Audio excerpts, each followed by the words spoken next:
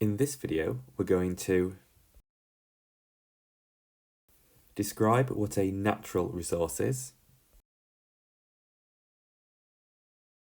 explain the difference between finite and renewable resources, describe what sustainable development is, and explain how we can be more sustainable. A natural resource is anything which is formed without human input.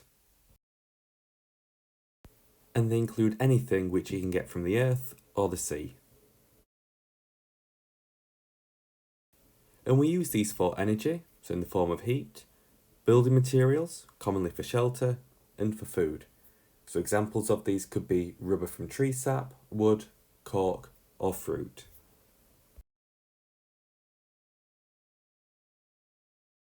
A renewable resource is one which is produced or reformed at a similar rate to which it's used at.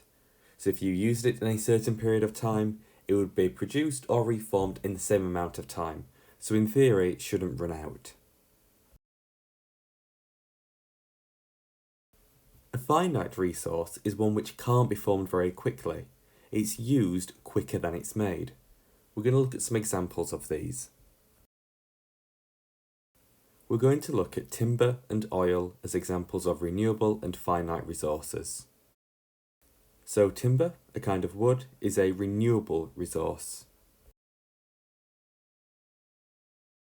So once trees have been cut down and harvested, you can then replant them, and while it might take a period of several years for them to regrow, you can use them at the same rate as which they're produced. Therefore, in theory, you shouldn't run out of trees. So you can say that timber or wood is a renewable resource.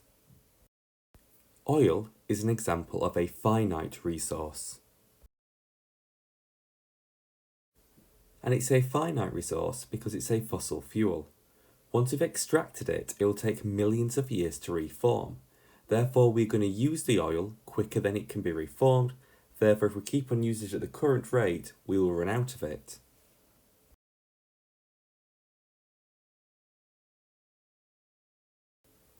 Sustainable development means taking into account the needs of the present society without damaging the lives of future generations.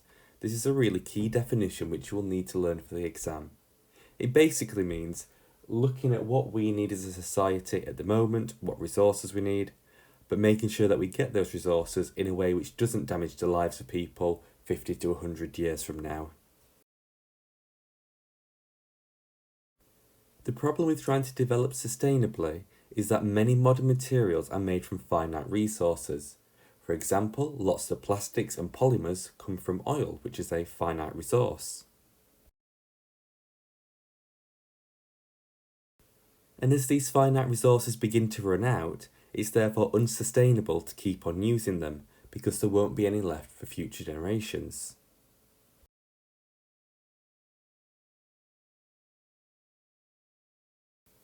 Now, even if we were just to use renewable resources, we still have to process them somehow. So for example, if you cut down a tree, you'd still have to process it to turn it into planks you could build out of. Now that often requires energy, which comes from finite resources, so therefore we can say that even processing renewable resources can be an unsustainable process if the energy required to do that comes from finite resources. We can be more sustainable though by reducing the amount of resources that we use, recycling waste products, so using the raw materials for those waste products for something else, or by reusing old products, so finding a different use for them.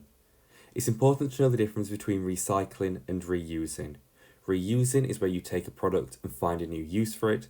Recycling is where you can take an old product, extract the raw materials, and reprocess them into a new product.